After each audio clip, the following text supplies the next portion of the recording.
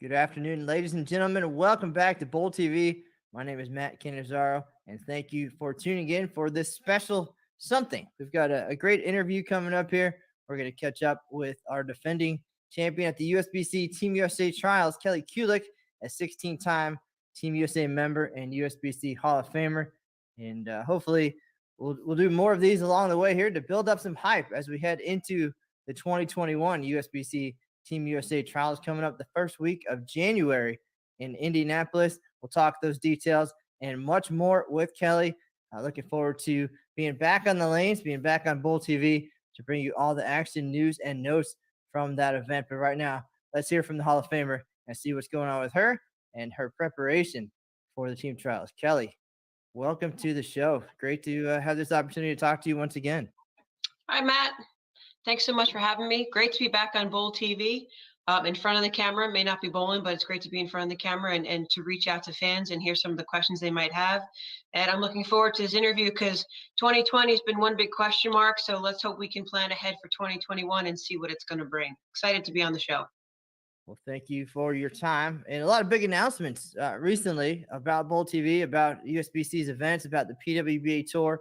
We'll cover all of that during this conversation. And we actually were together at the USBC Hall of Fame committee meeting when all of these things rolled out, and some excitement. 90 events on BowlTV this year. There's a lot of bowling, a lot of excitement, a lot of great tournaments, and a lot for the fans to be able to see. And you'll, of course, hopefully be a part of many of those things. But first, let's just catch up. It's been a while. We haven't seen each other besides the Hall of Fame meeting in a bowling capacity in many months. But I know Thanksgiving just passed. Happy Thanksgiving to you and your family. I know that is one of your favorite, if not your favorite, holidays. How did it go? How are things for the Kulick clan there in New Jersey in 2020 and Thanksgiving? Yeah, thanks for asking, Matt. Really, our family as a whole are 9 people, and due to COVID and travel restrictions and everything, we thought it was best if everybody kind of stayed where they were for health reasons. So my sister Jackie and her husband Tommy live in South Jersey. My father and I traveled down there. We had Thanksgiving with his father and 2 brothers, total of 7. I was up for a 5:45 a.m. wake up call to get the 21-pound bird in the oven. We have a homemade Kulick stuffing recipe that my mom taught me, so I'm very proud to make it. And it is by far my favorite day of the year. I love to cook the meal. I love when family gets together, even though we were in limited numbers. We had a little Zoom call. I love the experience of sitting around a table full of food and full of conversation and laughter and memories and sharing that as we come together. I missed a lot of family meals being on the road for so many years. So it is by far my favorite holiday. It went really well, and I'm still eating leftovers. A week later, I'll be eating turkey for a while. But that's the best part, of course. It And is. It is. this year, while it was wacky in its own way, it was different than last year's Thanksgiving, something that we talked a lot about while we were at the World Cup in Indonesia. That backed up to Thanksgiving. We had about 40 hours of travel home just in time to maybe get rested up a little bit for the festivities. That one maybe a little bit bittersweet for you. Certainly, again, different than 2020. Um, Again, talking about the World Cup, a very special event for you. That was your first opportunity to be able to go to that tournament, and something that you always had looked forward to. You came up a little bit short and made the semifinals. You were the leading qualifier, which is, over a long, long week and tough competition. It was pretty awesome, but didn't quite get there. So you got home. You were thankful to spend that time with the family, had to reflect on the World Cup a little bit, and then turn the attention to the Team USA Trials, which was coming up in January, an opportunity, the only opportunity you'd have to get back to the World Cup. So take us back to last year at this time and some of the things you were thinking about as the defending champion at the team trials. Of course, being the winner at that event earns you the spot at the World Cup. And coming out of that, wanting to get back, there was only one way to do it. So tell us about this time last year and the mindset and how things were going and the preparation that came right after that. Yeah, Matt, honestly, I was disappointed. I did bowl so well. I led most of the majority of the time, and the lanes were tricky on the fresh. That's why I really started to score better when the lanes broke down a little bit more. I can go more left to right. And unfortunately, the last shot in the 10th frame, I accelerated out the window. It went. So I was disappointed. But going back into team trials last year, I just come off Indonesia. Had a little bit of a stomach bug you and I both brought home, so I was trying to get over that quickly as possible. I had the advantage because the Gold Coast was where I won it the year before. And the Gold Coast tends to suit my game. I have higher axis tilt, a ball high friction center. I match up very, very well there. It comes easily to me. And I went in with the mindset that at some point in an athlete's life, whether it's bowling, basketball, golf, any other professional sport, the physical game, you have to review the fundamentals, but you don't have to spend a lot of time on them. It really comes down to the mental game. And my goal going into the trials was coming off a great experience in Indonesia and then really just reading my ball roll. It goes back to the tour previous to that as well. My season last year was really my worst season in my career. However, the last four events, I missed a show every event except for the Players Championship. So I really had a good solid finish of the tour season, and that I just carried over into team trials. I went there with a strong mindset of just let whatever happen happen. Read my ball reaction, which was key to that week. And then I just ended up having a stellar performance that was going to grant me access to go back to the World Cup, which would have been in Kuwait this past November, and I would have had the privilege to travel with you and to go overseas again and bowl the World Cup with you and then Matt Russo by my side as well. So I'm sorry we all missed that experience, but that's really what it was. Coming off a hot spell of the PWA, the Indonesia, the domination of qualifying first, but then just losing that one semifinal match, and the mindset of going in, hey, I'm a great bowler, just putting it all together of what's in front of me, and that's what worked that week. Now, the Team USA trials traditionally being the first week of January, it's right after the new year, all the resolutions. It's a new opportunity. A lot of new things happen at that point, new leaves, everything. Everybody getting ready. So to be able to go into that event now, when you won it in 2019 at 41 years old, you became the oldest female to win the event, and we're talking at hopefully not at the end of your Team USA career at this point, but after a dozen and a half years already, the idea you're seeing some of your past teammates retire, move on to other things. So that always, I would think, has to be in the back of your mind. You've mentioned it. There's still some things, the World Cup being one of them, that you would like to win and accomplish during your time. But to come out at 41 years old and bowl as well as you did, to win that event in 2019, and then to come back in 2020, again, resetting your own record for being the oldest female winner against some tremendous talent, going all the way down to some 12 and under junior gold champions just a couple of years removed from those titles. So the span of talent in our sport and at that event, pretty phenomenal. But to turn in the performance that you did, whether it was you were motivated from the World Cup experience, wanting to get back there, or wanting to show that you still have the magic in the fire, we'll let you describe that a little bit. But you won with a record number of points. 13 was the number, I believe. And the best you could do if you win every day of the event is 5 points. So a near perfect performance from you to win again. Talk about going into that event after the way 2019 was for you, and the motivation there, and just what it meant to have another performance like that. Yeah, I was really looking forward to making up what the 2019 PWA season was for me. It really, it was very disappointing to me. However, my mindset wasn't there. Didn't have a lot of clarity. I was really having conflicting thoughts with the format and what my body could handle and other outside influences with the tour and so forth. So I had a lot of conflicting thoughts going on in my mind that did not have any clarity. When I got to the team trials, the tour was behind me, and then you're preparing for the upcoming season of what would have been the 2020 tour season. So it's a clean slate. The resolution is it doesn't have to be January 1st, but it's a good way to kick off the fiscal year and everything, starting with that clean slate of eating healthy, staying in physical shape.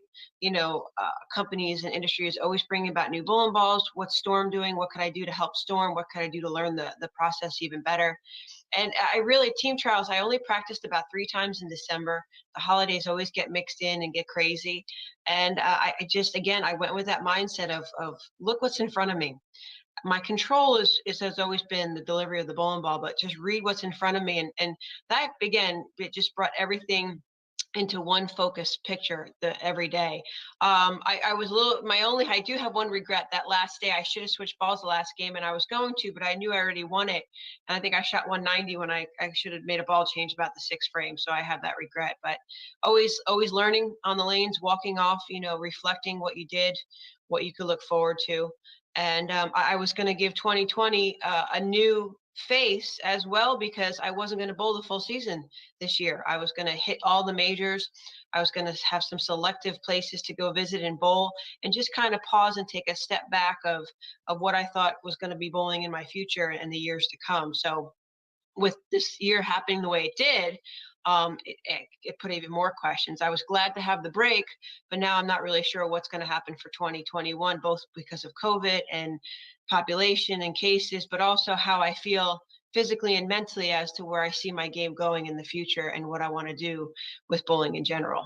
But it was a great, I tell you, 2020 kicking it off, 13 points.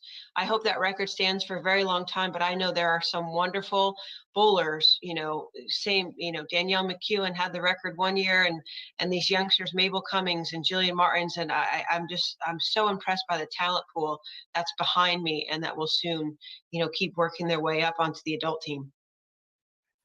In your career, you fall into a little bit of an unfortunate window, of course, when the PWBA went on hiatus in 2003. You were just getting started. You were getting ready to really be a force on the PWBA tour, and then it was a break time, indefinite break. You had no idea what was going to happen in the future, but you took advantage of the opportunities you did have. You had some great performances both against the men and in the few events that the women had. Some terrific wins. 2010. Certainly a banner year for you as well, with a couple of majors, 3 majors that particular year. Pretty much won everything there was to win. And then the tour comes back, something, of course, that I'm sure you'd always hoped and looked forward to, but later in your career. And so maybe the success hasn't been what you had hoped since it came back in 2015. I think you bowled well, you bowled consistently, but haven't been into the winner's circle like you had expected or hoped or wanted.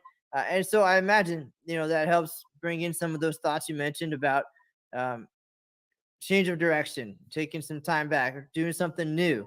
Um, and here we are. I would have thought maybe that, as you said, 2020 being unique, giving you a chance to do and see some other things.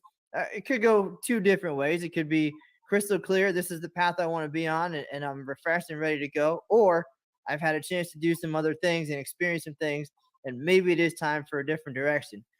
Tell us a little bit more just about that crossroad, really. I mean, it's a big thing. And in bowling, when you retire from Team USA or from full-time bowling, that doesn't mean you're done. Certainly, it doesn't mean that you're not serving the sport in other ways, which you have done in various capacities. But I'm sure a world of opportunities for you, and ideas of where you want to go, as you alluded to already about 2021. Yeah, Matt, some good points, great points that you brought up. I'm definitely at a fork in the road right now. If you look at my career for the second time the tour came back, I think the second year I might have been second in points. I qualified second going into the last tour championship. Then I sixth, then I was back up to third and second. Last year, like I said, was by far the most disappointing year. Up until last year, I'd never missed a cut. I'd cashed in every event, and last year I missed the cut at Lincoln, and then I also missed the cut at the Players Championship. So again, a little disappointing in terms of stats, but my stats over my career: made a lot of shows, made a lot of telecasts, have a lot of seconds, many thirds, and so forth. And there were some changes going on. We were qualifying in one venue and bowling the show in another on a different surface. Then more clarity came in. We got to bowl in the same venue. So a lot of changes were made for the good. We just had to work through all and drive over all the speed bumps to get to where we needed to be. I think this season, had it taken place, or 2021 coming up, that it's going to be on BowlTV exclusively. So again, the event will start there and finish there, which is always an advantage to the person that bowls the best and qualifies first. So, I think my career when the tour came back has been great. I also feel like I've given a lot to bowling in terms of being the commentator, being the spokesperson the first 2 years, being able to wear many hats and play many roles and bring the exposure and awareness to ladies bowling. And the other young ladies have done a great job of that too, with their outfits and their engagement with the fans and at the pro-ams and so forth. We really do try to not only sell ourselves, but not to sell bowling, but promote bowling. And I commend the other ladies for doing that. My fork in the road right now is very, very crazy. With 2020 being one big question mark, I haven't had much time in the bowling center. To be honest, I've been in the bowling center once since February 14th. Team trials, I don't know if it's going to happen.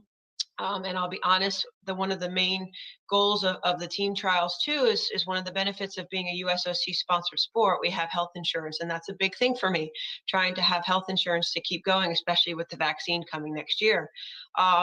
So the fork in the road is very split. I did a lot of exercise classes. I'm doing Zoom exercise classes Monday, Tuesdays, and Thursdays. To a great group of people. I'm teaching twice at the Y, Monday and Thursday nights. I still get to dance until that's taken away from us. So I've had the freedom to do what I wanted to do within the restraints. I would have liked to have a little bit more freedom if COVID wasn't around, but I can honestly say I don't know. I'm hoping that when I go into the bowling center and I put the ball in my hand and I go more than once, it can't just be one day, that I get a little bit of that spark back in me, because I want to win the World Cup. I've always wanted to be player of the year. I've never accomplished that. I was disappointed in not just last season, but all my years back on tour and so forth. And maybe now, because I can devote all myself to bowling, you'll see a different outcome most of the time. But I don't know. My brain has difficulty wrapping around things that have changed over the time.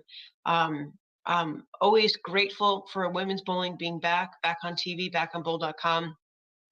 I would love to see more money for the professional athletes. I would like to see a longer format where it's not so heavily concentrated on 1.5 days of trying to squeeze 36 games in a 38-hour period. It's very strenuous on the body.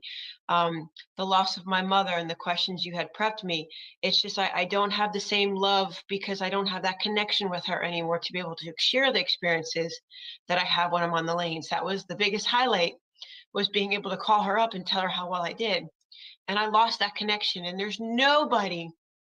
I love my friends dearly, love my sisters, my family to death, but there's no one that will ever reconnect or have that connection the way I did with her. So that was a big part of it, and still is. I didn't think I'd get upset. Who knew? But I I've gotten tired of putting on the boxing gloves and trying to fight for bowling, for women's bowling, the respect of the sport, trying to increase the prize funds, trying to increase the awareness. I'd love for our membership to get over, 150, 200, 1,000 women. I want these younger generations to look forward to graduating college and at least experience it, whether it be for a year or two or even a career. So that's what I'm fighting with. My honesty is always there. I'm fighting with the love for the sport, but the fulfillment just isn't always there. And that's what I'm missing. Now, outside of the competitive aspect, as we talk about often, of course, and at team trials last year, the way that you are able to inspire the next generation, of course, it's all about the future of the sport. And again, some young talent at the team trials, and it was a chance for you to see that, to see what's coming behind you. They now have the PWBA tour to look forward to, so that future is bright.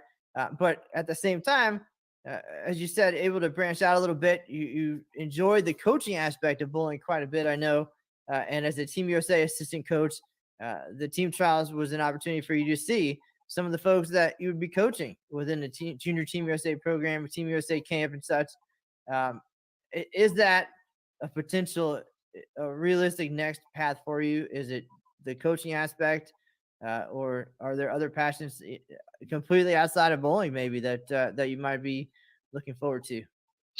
Yeah, some great questions, Matt. And I'd really like to stay involved with the Junior Team USA program. And I have to say, the one thing, as you highlighted, is bowling the team trials and watching these young ladies as the assistant coach to Brian O'Keefe and the other great coaches we work alongside, you really get to see who's improved from the previous year, the span of age levels from 12 to 20 or 19 years old, competing to try to be on the junior team or the adult team.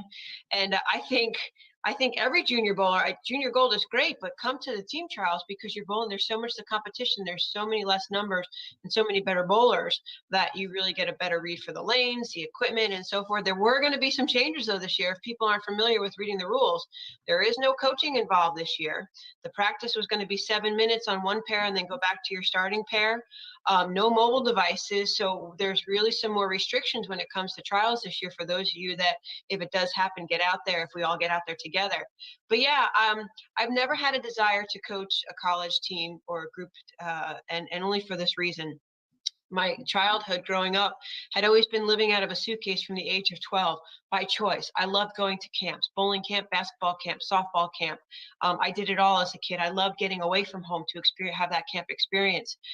So I know after hearing stories from Kim Kearney and Brian O'Keefe and Shannon O'Keefe and now Shannon Plahowski and Kayla Bandy. It's a 6-day-a-week job, really almost 7 days a week. You give up your Saturdays, and having that experience in college bowling when I was at Morehead State, we're getting up at the bowling center at 6:30 for an 8 o'clock start. You're not getting out of the center until 8 o'clock at night, come back Sunday for that quick final, and then have a 6 or 8 hour bus ride home.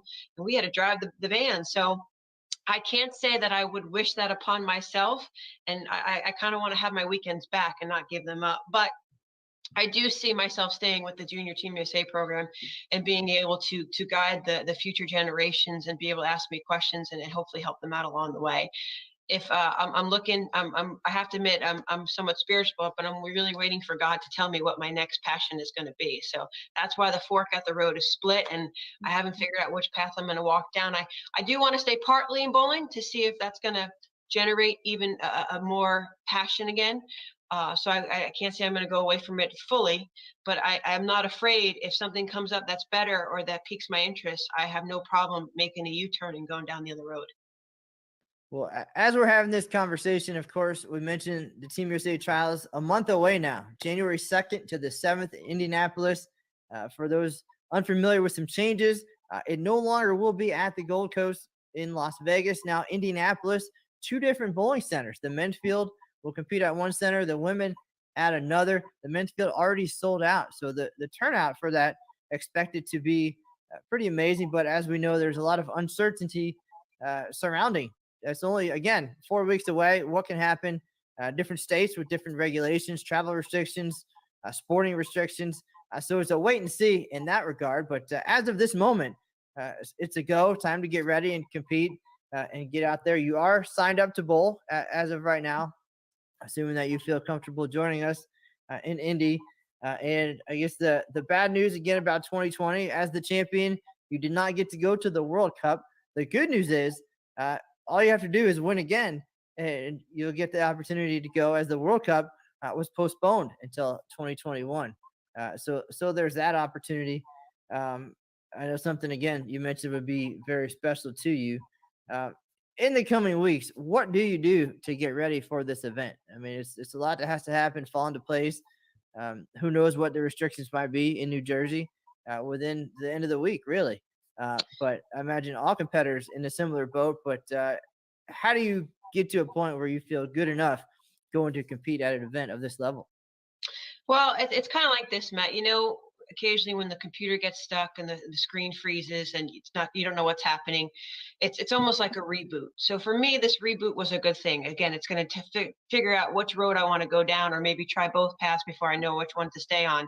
So I'm just considering a reboot. I'm going to go back in the lanes. I am going to try to prep for team trials, do the drills, the Dick Ricker drills that I so heavily care about and enforce and try to teach others. I think I need a grip modification. I'm going to reach out to my friend Cecil Scarborough with Vice and help him with my grip, because my hand has changed over the course of the 8 to 10 months we've been in quarantine practically. But it's the drills, and then with the great assessment and help of Storm and Rotogrip, really trying to get to learn the new bowling balls. Haven't drilled anything since February, and we've had so many new products come out. So I have to see where they're going to fit in.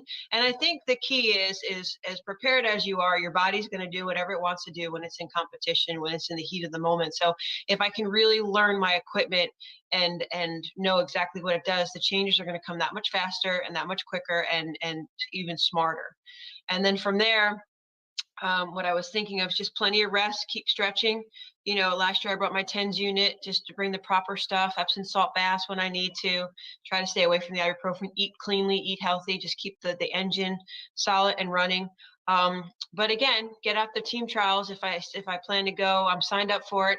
I'm trying to push myself to want to get out there and just get on the lanes about 4 or 5 days a week if I can, and go through the motion. That's really what it's going to be. You know, the chain, the bike still works. Just got to grease up the chain to make the pedals go forward a little bit. That's all. Now, additionally, everybody who made the team in 2020 will be on the team for 2021. So if there was any pressure for some folks, for you, about just making Team USA, you don't have to worry about that. At the same time, the mental aspect of being in a completely different bowling center, I feel like if we were going back to Gold Coast, your confidence has to be through the roof at that point, knowing how familiar you are with that center, with the layout, and just being in that facility in general. But now we're taking it to someplace completely new. How does that change the preparation for you on the mental side of it? Nothing you can do physically there to get ready for the new center, but how do you get your mind ready for knowing that it's a brand new playing field? Yeah, you're right, Matt. The Gold Coast was by far one of my favorite places to be. I know the USBC Masters is going to head back there. So, you always feel comfortable in one arena compared to another. The good news about Indianapolis is that the men's tour stops has been there many years. We had women's championships there years ago that I got to compete in the centers. Junior Gold has been there frequently. So I've been privileged enough to get in and watch the kids bowl and be aware of the center and what its characteristics are. Um, if I was really, pressed for feeling what the center was, I know I can reach out to some fellow competitors and ask them their insight. Ronnie Russell lives in Indianapolis. I know I can reach out to him and see what he thinks and so forth. But the center itself, it's like going to a basketball court, from Hoosiers. The net's the same height. The basketball court's all regulation. The lane is the same. It's 60 feet. The pins weigh the same amount. The surface might be slightly different in comparison, but in terms of regulation play, everything is the same. So it just comes down to the operator being me, making sure I'm ready to go. I'm 100%, and then reading the reaction that comes out in front of me. All right, now as 2021 looms, and we talk about your Team USA experience, your career, another year on the team, some good possibilities, some great events on the schedule for 2021. But if this is it, if it's time to wind it down, and make way for some other folks to come into the program, can you sum up what the Team USA experience has meant to you, and to being a part of the team for 16 years already, 17 already a guarantee? Yeah, Matt, no matter how many medals you win, being on Team USA, the most important aspect, and Coach Rod Ross had told me this, no matter how many times you win that gold medal, you never get tired of hearing your national anthem. Because when you hear that music being played in the background, the only thing I can compare it to is when you watch the Olympics on TV and you see the athletes with the arm across their chest, and they're just watching the flag of the country that they grew up in and they represent rising up as they're playing your national anthem. There's nothing comparable to that feeling in that moment, whether it's a singles, double team, and then knowing that you're wearing those colors of red, white, and blue. So that's by far my greatest memory. I have made a family of bowling friends over the course of my career, from the ones ahead of me. I mean, I still keep in touch with Debbie Kuhn, who's a dear friend, her and her husband, that I started with the team back when I made the team in Minnesota in 1998. We still have that kinship and friendship. To Linda Barnes being such a role model and ambassador, to being able to bowl with Carolyn and some of the ladies I idolized bowling on the ladies tour. There are so many memories that I'll always cherish by being in different countries. You and I coming back with a bug from Indonesia. I mean, come on, it's not that something we wanted to bring back, but it's memories like that, being able to share that trip with you, not only as you are media director, but getting to know you as a person, and developing that relationship even bigger. I've made so many more family members in the bowling community because of Team USA and all the competitions I've been to. So summing that up is just, I've gained another family that's not immediate to me, but it's just in the bowling industry, and that national anthem. Those are the things that I will cherish, and seeing the ladies behind me, watching them win medals along the way. And I do have the future. I may walk away from bowling at some point, but I'm thinking 43, I might get on that senior tour for Senior Team USA. So you never know. The red, white, and blue has a big meaning to me, and it's really, I never thought I'd see the world by throwing a bowling ball, and it just brought me to so many wonderful places and met so many wonderful people. Well, I certainly agree with much of that. Obviously, I haven't experienced winning a gold medal for Team USA, but being a part of it, being there, living through the team, being able to photograph those moments and write those stories is pretty special as well. And I'll never forget the 2019 World Cup either, and how that sparked such a great weight loss program for 2020 with the start of it there. So I'll forever be grateful for that, of course, and for the time that we've had, whether it be, walking down the street in Brazil or in Indonesia or wherever, all because of Team USA. And now talking about those relationships and those conversations, and these are things I'm sure you had the opportunity to talk about on the lanes at the team trials, especially with some of these younger players who want to be you. They want to grow up. They want to be longtime members of Team USA. Haven't gotten there yet, but there you are with the opportunity to help them out, to calm them down in some sense, to help prepare them. What do you tell them in those moments? Where the anxiety's through the roof, their knees are shaking. This is Team USA. Even if it's close and there's possibilities there of those dreams coming true, you've lived that dream for so long. What advice do you give them in those moments? Yeah, I mean, I can recall the last few years just helping some of the young ladies, along, just if they're next to me, they're having a bad game, or take those deep breaths, think about, I always try to educate the bowler, be a smart bowler. What do you see? What is your mind telling you? Because no matter what our interpretation of it as a coach, it has to be a gut feeling by the bowler themselves to make a quality shot or to make a decision as to what they're going to throw next. So I do. I think especially when you could teach them in the moment that it's occurring, rather than waiting for it to get off the lanes. Their shoes are off, their stuff's away and stuff. So in the heat of the moment, if you can have that teachable moment and they can learn from it, I do try to persuade them to try something else. What's the worst going to happen? You're shooting 150. If you take the risk, what could happen? Um, so that generation, if I had to give advice to them, I mean, they're far and ahead of where they are now at the age of 15 than when I was. When I was at 15, it was like I was 11 or 12. Their 15 is like my 18 or 19. That's how far advanced they are. And again, it's always due to the coaching, the equipment, the lane conditions, YouTube videos. I wish YouTube was around when I was competing. But it's great to reflect and go back and look at those videos.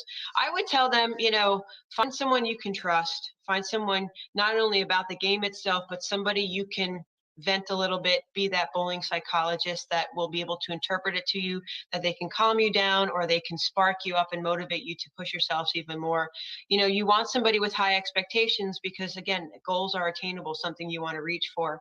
And I would say, live the dream. These kids now, they're bowling on Team USA. They know what it means to work with Coach Brian and the other coaches along the way. And if you think about it, Matt, we're a population of what, 350, 375 million, and you have a group of 12 to 16 kids grouped from 20 to 12 representing your country. I mean, how exclusive is that? So the meaning goes well deeper than the heart itself and into the mind itself. It's such a big eternal feeling that's undescribable. But I would say strive for the future, educate yourself, learn about bowling, watch everything you possibly can, listen to Randy, listen to myself, watch the women, watch the men. Don't just pick one gender to watch. Make sure you're watching both because you could pick up a lot of things there.